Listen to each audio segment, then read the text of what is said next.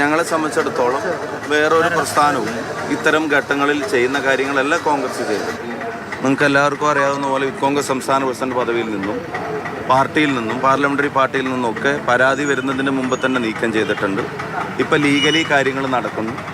ഇനി ഇതിൽ കൂടുതൽ നടപടികൾ എന്തെങ്കിലും വരേണ്ട സാഹചര്യം ഉണ്ടെങ്കിൽ പാർട്ടി അത് ചർച്ച ചെയ്തിട്ട് ഉചിതമായ സമയത്ത് പാർട്ടി പ്രസിഡന്റ് അതിൻ്റെ കമ്മ്യൂണിക്കേഷൻ അറിയിക്കും. ഇത്തരം ആരോപണം ഉയരുന്ന ഒരാൾ പാർട്ടിയുടെ ഭാഗമായിട്ട് സസ്പെൻഷൻ മാത്രമാണല്ലോ, പാർട്ടിയുടെ പുറത്താക്കിയിട്ടില്ല.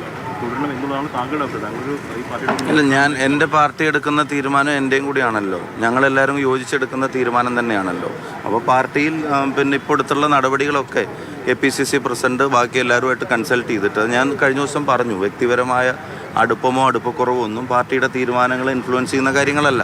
അതുകൊണ്ട് തന്നെ അദ്ദേഹം പാർട്ടിയിൽ നിന്ന് മാറി നിന്നതും പാർട്ടി എടുത്ത തീരുമാനം. ആ പാർട്ടിയിൽ തന്നെ ഞാനിപ്പോഴും പ്രവർത്തിക്കുന്നത്. ഞാനും കൂടി ഉൾക്കൊള്ളുന്ന പാർട്ടിയാണല്ലോ അത്ര ഒരു തീരുമാനം എടുത്തത്. പിന്നെ അത് വ്യക്തിപരമായി എപ്പോഴും നിങ്ങളത് ഐസൊലേറ്റ് ചെയ്തിട്ട് പാർട്ടി എന്നെ പറയാൻ അനുവദിക്കുന്നുണ്ടോ അതോ അല്ലെങ്കിൽ താങ്കൾ സംസാരിച്ചുകൊണ്ടിരിക്കുക? അതാണ് അതിനുള്ള കൃത്യമായ മറുപടി പറഞ്ഞു. എൻ്റെ അടുപ്പവും അടുപ്പക്കുറവും പാർട്ടിയുടെ തീരുമാനങ്ങൾ ഇൻഫ്ലുവൻസ് ചെയ്തിട്ടില്ല. യൂത്ത് കോൺഗ്രസ് സംസ്ഥാന പ്രസിഡന്റ് പദവിയിൽ നിന്ന് ഞാനതാക്കാൻ വേണ്ടി കുറേ അധ്വാനിച്ചിട്ടുള്ള ആൾ തന്നെയാണ്.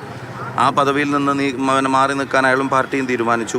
പാർട്ടിയിൽ നിന്ന് പുറത്താക്കാൻ പാർട്ടി തീരുമാനിച്ചു. പാർലമെൻ്ററി പാർട്ടി പുറത്താക്കാൻ തീരുമാനിച്ചു. അപ്പോൾ ഞാൻ എൻ്റെ വ്യക്തിപരമായ അടുപ്പക്കുറവ് പാർട്ടിയുടെ ഏതെങ്കിലും തീരുമാനങ്ങൾ ഇൻഫ്ലുവൻസ് ചെയ്തിട്ടുണ്ടോ?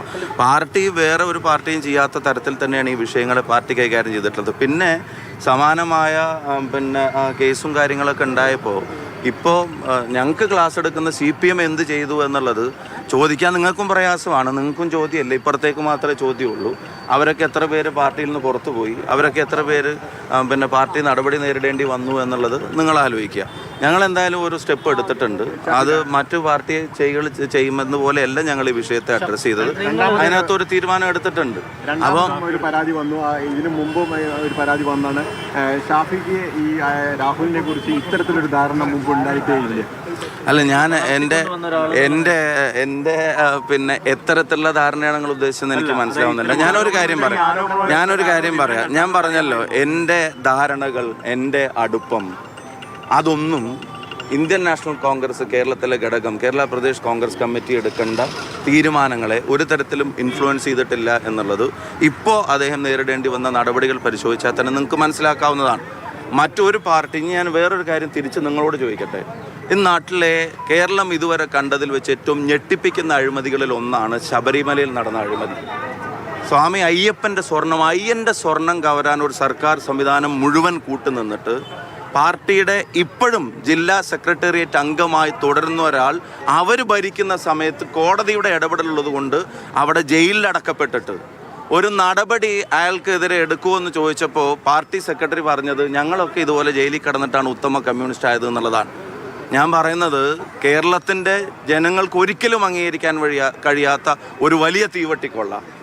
അയ്യൻ്റെ സ്വർണം കവരാൻ ദേവസ്വം ബോർഡ് തന്നെ, ആ സ്വർണം കാക്കാൻ ഉത്തരവാദിത്വമുള്ള ദേവസ്വം ബോർഡ് അത് കക്കാൻ നേതൃത്വം നൽകിയിട്ട് അതിന് നേതൃത്വം നൽകിയ ആളെ എത്ര ജാഗ്രതയോടെയാണ് CPM ആ വിഷയത്തെ അഡ്രസ്സ് ചെയ്യുന്നത്?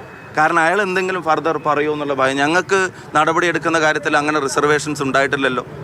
എന്ന് മാത്രമല്ല, അത് വ്യക്തിപരമായി ഇയാൾക്കെതിരെ ഉയർന്ന ഒരു ആരോപണമാണ്. പക്ഷെ മറ്റേത് അങ്ങനെയാണോ? മറ്റേത് അതീവ ഗുരുതരമായ ഒരു സർക്കാർ സംവിധാനം മുഴുവൻ നിന്ന് കൊള്ള നടത്തിയതാ. ഒരു നടപടിയും CPM എടുക്കുന്നില്ലല്ലോ. ഒരു കാരണം കാണിക്കാൻ പോലും CPM ആവശ്യപ്പെടുന്നില്ലല്ലോ. അപ്പോൾ ഈ സമാനമായ കാര്യങ്ങളിൽ CPMൻ്റെ നിലപാട് എന്തായിരുന്നു?